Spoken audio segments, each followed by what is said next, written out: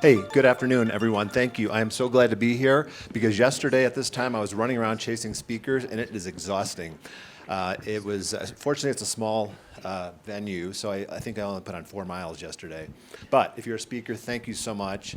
Thank you to our sponsors and all that have been attending. The engagement is what we want, build that network.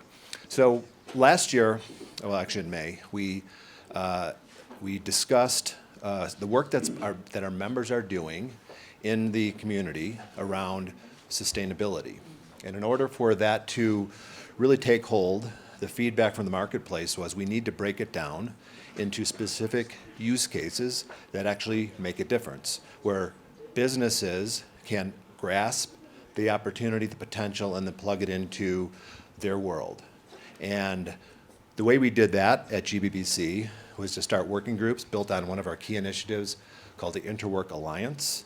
The InterWork Alliance charter is to build open source, multi-channel taxonomies, or what do we call things, right? We're starting a brand new world and we need a common language. Secondly, once that taxonomy is built, we take it the next level deeper and build a code that is open source, that members and their partners can take to their product teams and develop either proof of concepts, production ready, or other infrastructure related communications with real world data and specific actions. So we announced that last year. That was what we called Token Taxonomy Framework, and we called that version 1.0. And we had partners here that talked about how they were going to do it. Now we come back to talk about what is actually being done. We just launched Token Taxonomy Framework 2.0, and we're going to talk about that today. So I brought 3 panelists together that have been associated with these working groups, and I'll do a quick introduction. I'll ask you to introduce yourself, and then we'll come back and do several questions. I would like to have any questions in the audience if you guys think of them. We'll spend some time at the end. We have about how much time? We have 25 minutes, I think, right? Okay, so Daniela. Sure. Well, thank you for inviting us. My name is Daniela Barbosa, and I work at the Linux Foundation. I'm the general manager across blockchain and identity projects at the Linux Foundation. And I also serve as the executive director of the Hyperledger Foundation, where a lot of this work is happening from a code perspective. The Linux Foundation understands and really believes that technology is a way out of climate issues. We have multiple projects at the Linux Foundation, including OS Climate, obviously the Hyperledger work that we do and the identity work as well. And we are really looking to work with partners across the industry to make sure that we can accelerate the development of the code that is going to help fix these issues worldwide. Thank you. Matthew. Good morning, folks. My name is Matthew Porter. I am CEO of Tolomarth. We are really, truly building 2 things. The first is we're building a digital environmental asset marketplace. What makes that unique is the second part of that, and that is our automated regression market maker. So for the first time in carbon offsets, we're really, truly driving peak value for both buyers and sellers. On the seller side, that's clearly going to be on the price as first and foremost. And on the buyer's side, it's not just about the price, it's about what carbon offsets, what digital environmental assets truly meet their philosophical corporate goal needs. Thank you for having us. Wes. Great. It's great to be here, and thanks for the GBBC for having me. My name is Wes Geisenberger. I help lead the Sustainable Impact Fund for the HBAR Foundation. For those who don't know the HBAR Foundation, we are a grant-giving organization in the Hedera ecosystem, and we were the first Layer 1 network to set up a fund in sustainability. So last year, during Davos, we announced our Sustainable Impact Fund. It's a $100+ million grant fund to accelerate digital solutions to fight climate change. And over the last year, we've spent a lot of time working in the Voluntary Ecological Markets Task Force, co-chairing the Carbon Emissions Task Force as part of the IWA framework, because we believe in standards that support all of our applications, whether it's open source code bases that we've given grants towards, whether it's the ARM, the Guardian, or even our Carbon Forwards platforms, where we know standards need to work across open source systems, but also towards grantees who actually are taking these systems, implementing new solutions that affect climate outcomes. All right, thank you. So the feedback over the last 2 or 3 years has been, one, we have big goals as an industry, as a globe. The theme of Davos this year is cooperation in a fragmented world. And Angie kind of built on that with her announcement today. We're going to continue to push that idea of cooperation, collaboration. How do we work together? But we don't want to work together to all feel good, right? I mean, that's part of it. But I'm a technology guy, and we've got a lot of data people in the room. Like, we want to get to a solution that matters, that is regulatory approved, or at least moving in that direction, but is sustainable enough that actually can build a business on or support a business. So 2030 is right around the corner, some big goals there. A lot of members have driven projects to move in that direction. And what we need to do now is actually, how do we scale that to hundreds of thousands of applications? So Daniela, can you talk about what you guys are doing at Hyperledger on the climate side, and then a little bit more about what you guys see happening in the future? Right. Well, and first I'd like to address the goals of an open source community in helping scale these solutions to production and to market. So when companies come together, just like in the standards organizations, and work together to develop code that is going to be shared, right? The piping for these systems that then can be reused, we accelerate the market and the products and services that are built upon that much faster. So I think open source and developing these code solutions collaboratively with both the private sector as well as the public sector is going to get us there faster. And at the Linux Foundation, we have hundreds of different projects and over 20 years of experience in scaling these types of things for market size. In the Hyperledger Foundation, which for those of you who don't know is focused on blockchain and blockchain-related projects, since 2016, we've been building enterprise-grade DLT tools and libraries that address multiple use cases. Climate certainly is one that is very important to us. We have a climate action special interest group that for the last few years has been working with the industry, including the folks here on the panels, to really understand how do we build code that is enterprise grade, that is reusable by all of you when you're building solutions in the market to accelerate. And that's really how we accelerate the market products and services on this. Yeah, thank you. The idea of a blueprint that is together, that makes sense, that has worked before, is really one of the big value adds that a community brings to the marketplace. And we've seen that blueprint start to work. Wes, you were instrumental in getting our token taxonomy framework and really focusing it on the voluntary carbon markets. Can you talk about how that all came together, how you guys use TTF, and then how Hedera and HBAR has taken that to market? Yeah, absolutely. And so the Voluntary Ecological Markets Task Force, for those who don't know, looks at standards across things like carbon offsets, but even getting into more than just a tokenized asset. You hear token taxonomy framework and you think just tokens, but realistically, we're doing much more than that because markets require auditability. People want to know, we heard the word controversial brought up with carbon. A lot of times it's controversial because it's hard to prove something you can't see, touch, or feel unless it's really bad. And so these types of standards look at measurement, reporting, and verification in addition to the tokenization, the different token definitions, and the implications of how these assets are created, the participants' data on how the assets are created and how they're going to be used. So for example, something like how you retire a token is very important, not just for the registries, but for the buyers and how the folks produce it to show that it's being consumed. And we look at those definitions from a specification level where we define what it means not just for a specific chain or for a specific solution, but across the industry, so that folks can take these definitions and build implementation level solutions. And so in the Hedera ecosystem, we've built a tool called the Guardian, which you can think of as a factory for methodologies where we take paper methodologies, we convert them to what we call digital methodologies or policies in our ecosystem. And this tool allows you to build them much faster than the 12, 18, 20-month cycle that it may take on paper today.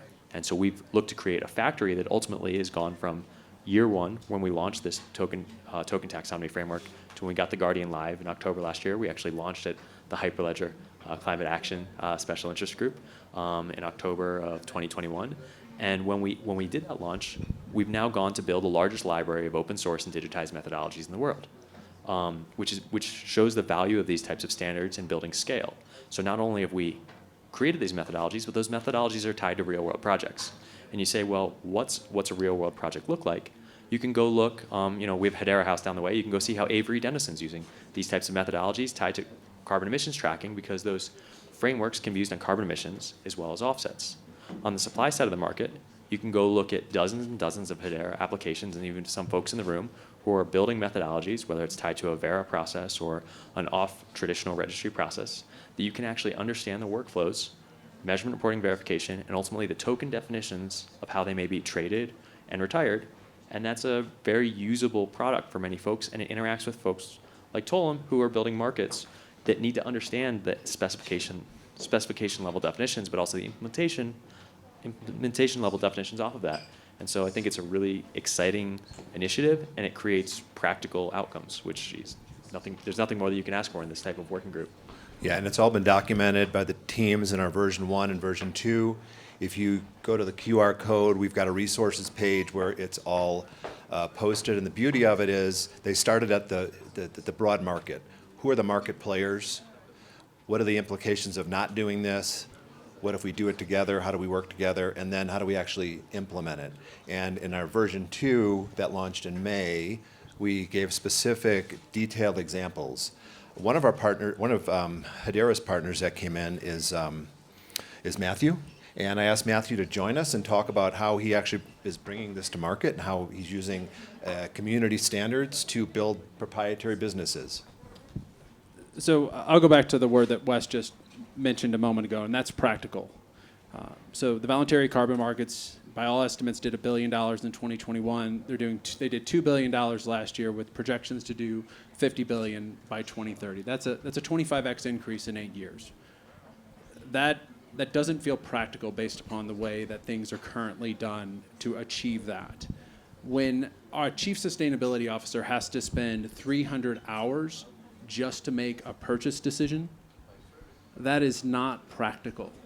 And so by taking things like the blockchain, by providing that trust and transparency at an asset level and building the credibility there, we help reduce that so that we can get faster to that 50 billion. And it's not about the 50 billion, it's about the impact that 50 billion of carbon offsets will have. By actually having the taxonomy where there's a common vocabulary, that reduces it further. Because then that investment is in understanding what the credibility is, understanding what the vocabulary, the taxonomy is, and now that chief sustainability officer can actually truly make that purchasing decision. The mission that we're after at Tolam is to actually get there much faster than 2050. We want to get there by 2040. We want to accelerate it even faster. And I don't believe that that will occur until we have that common base. This may be slightly controversial in this group, but to me, I actually want the technology of blockchain as a technology to almost fall by the wayside. And it just to be a foundation that the business solutions, the climate solutions are built upon. The mission I've given our team is, if you're a chief sustainability officer, it's 4:45, it's the last day of the quarter, you need to buy your offsets, and you want to get home to your kids. So that means you're going to leave at 5 p.m. Can you do that in 15 minutes? That's the goal. And that means understanding the taxonomy without having to go into the depths of the blockchain, just understanding the benefits it provides. Yeah. So we laid the groundwork. Any questions, please get them ready. Wes, I know you have a question. Yeah, and I want to highlight on something Matthew said, because we oftentimes hear about carbon, but a lot of times, even in the IWA, we've talked about this idea of co-benefits and the impact. It's important to understand the frameworks we're building aren't just about carbon. The co-benefits, whether they're biodiversity, conservation, any other UN Sustainable Development Goal co-benefits, are part of what the Voluntary Ecological Markets Task Force focuses on. Because, and I want to dovetail off the last announcement from Forecast Labs. They said, well, we're always focused on market cap. We're always focused on price. It's not about the 50 billion in 2030. It is about the impact that we're going to have in a specific community with specific outcomes. Those outcomes aren't necessarily dollars in pockets every time. They're oftentimes, how do I help folks get access to clean water? How do I make sure that there's renewable energy access? Now, renewable energy access, it may sound like a very practical thing, or maybe it's too futuristic, but it could just be replacing the current way of doing kind of cook stoves that may run off of wood and moving them to a more sustainable fuel source. And those are the types of credits that are really interesting because they're driving an outcome that changes how someone's life works. And so when we say, what is a carbon credit? We hear the word carbon. The task force is building standards that are extensible well beyond carbon. And the market is moving well beyond carbon. If everyone followed the news out of COP15, we're going to frameworks that are going to be much more diverse and drive different impacts. And I want to highlight that because we see carbon here on the screen, but it's not just carbon. Yeah, and to build on that, one of the big learnings I had in the last 3 years of really digging into this this work is that you can't talk broadly. You have to talk really specific about what you're trying to solve, and then how it impacts your business or whatever that use case is, in order for us to solve something. Because what happens, I see, and maybe you do too, is you have these high-level conversations, but we go off in different directions to try to solve the solution, and we're not on the same page. Daniela, can you talk about how to unify organizations to build some commonality in terms of moving projects forward? Well, I think the key is doing it in the open so that everyone has a chance to influence the outcome.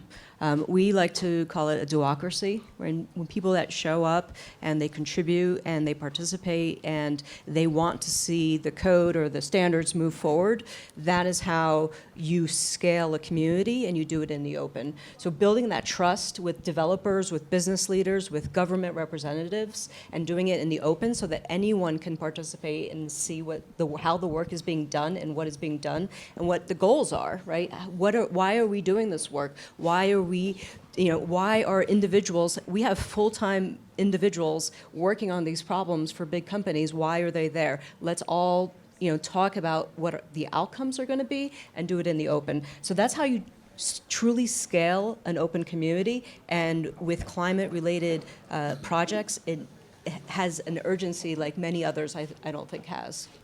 Matthew, can you talk about what you need to do to get your partners or your business off the ground, continue to run and grow?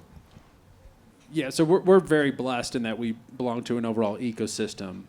And part of that is that we have partners that are actually dealing with part of the stuff that Wes just talked about before, because we're running on the Hedera hash graph. They're actually building the Guardian. They're actually building the methodologies, which then get codified into policies. And we're actually participating in that, but we're participating in it as a partner level. And so what happens then in that case is we have a development fund where we actually help push those policies out. A good example of this is Nova Institute, Christian Powell on the cook stoves, part of what Wes was probably hinting at. They're putting together a brand new cook stove policy. So for us, we're decentralizing part of that ecosystem to help bring those environmental assets to market. Now, they don't actually even have to sell it on our marketplace. They can just use our market maker to understand what is the price that asset will get. What do you mean by cook stove? You mean literally stove in the kitchen? Yeah, a cook stove policy. So, tell me more about what that means. you want to talk about it more? Yeah, I can. He knows about it more than I do. So cook stoves have a bunch of different benefits. In the case of what the Nova Institute's doing, and they're really focused on bringing folks out of poverty and health in the home. And so one of the big benefits of installing cook stoves in rural South Africa in women-led communities is they actually went and designed their own cook stove because they wanted to find a way to improve the air quality within the home. One of the benefits of doing that is you also can develop carbon credits because you're not burning wood. You're not burning wood at scale in all these different homes across different communities.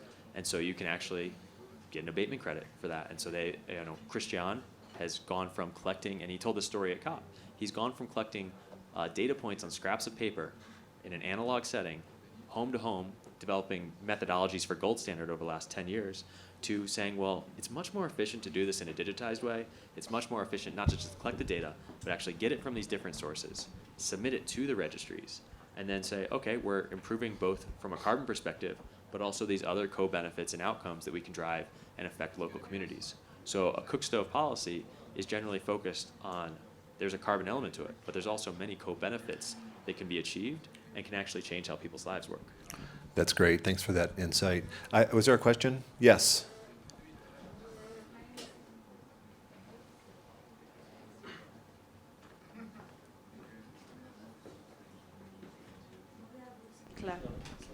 Hi, my name is Silvia Pariente. I'm working on the credit carbon industry, Alia Carbon Company.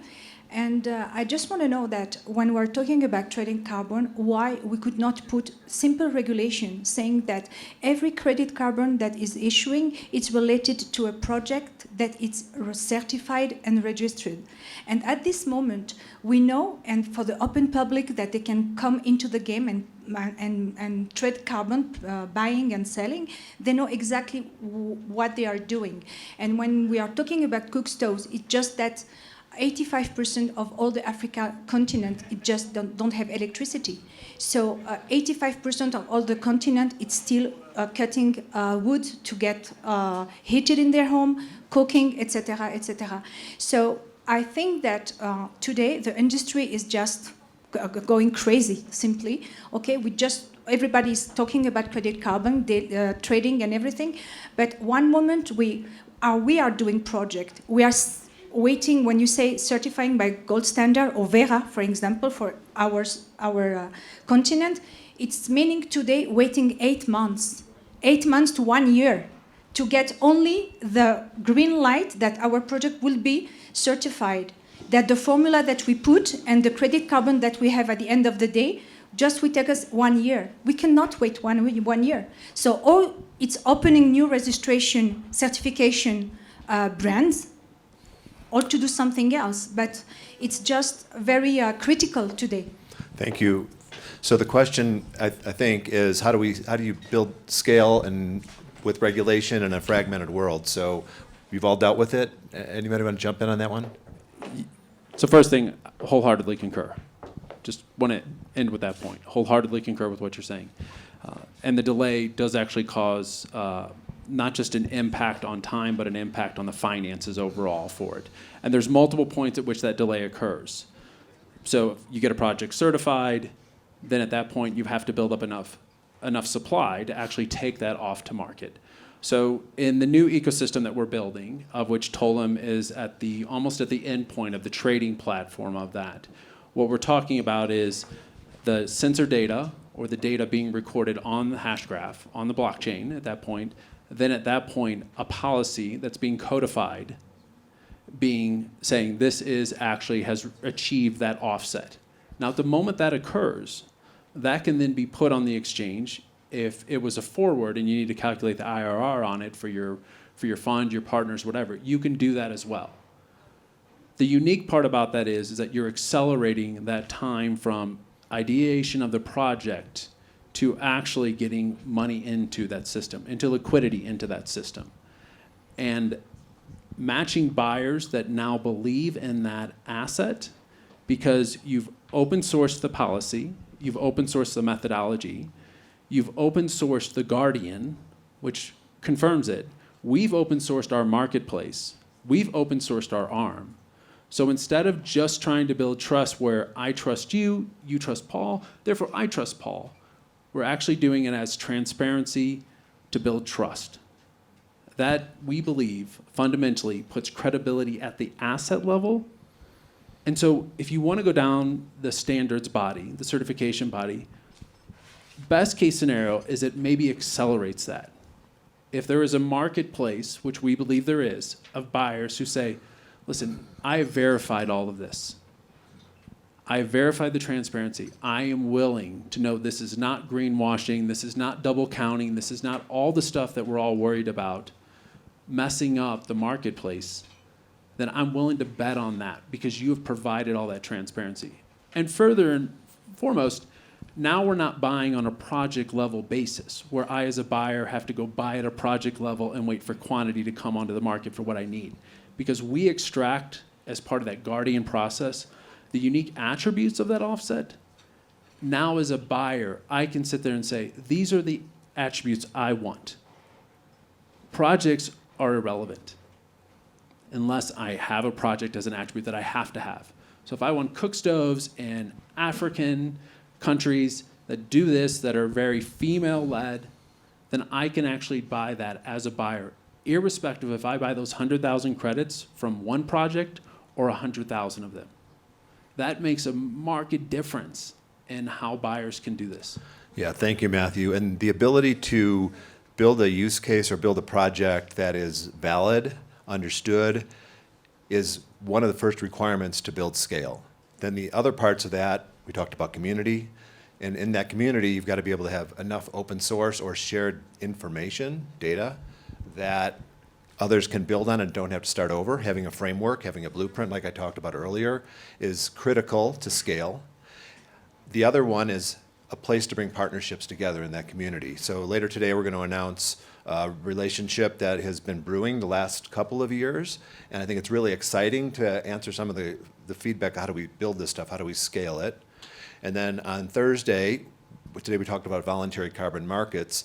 Hedera has done a lot of work in the carbon emissions, which is the other side of the equation. It's a huge marketplace. We've got to understand it. We've got to break it down and be able to build similar frameworks in that space too. So that's kind of the next couple of days in terms of climate that we'll be working on. Do we have time? Anything else? We're done? Okay, real quick. Yeah, I just want to add one point on getting access to the markets, because I don't think we addressed that, shortening that cycle. We don't necessarily, our goal is not to disrupt or disintermediate Vera, our gold standard.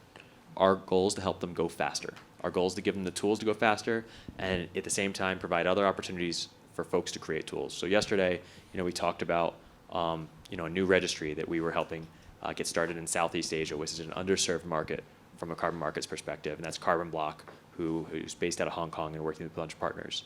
We also have folks who are helping short cycle that process through things like Carbon Forwards, and Alexei Shadran's in the room from EverCity, who's building other open source platforms in that specific sustainable debt market, which is much, much bigger than the carbon markets themselves. Yeah. Well, thank you all for coming out. We'll be around, so if you have any questions, let us know. Lawrence, back to you. Well, thank you very much, and we will have the next panel on interoperability in 10 minutes.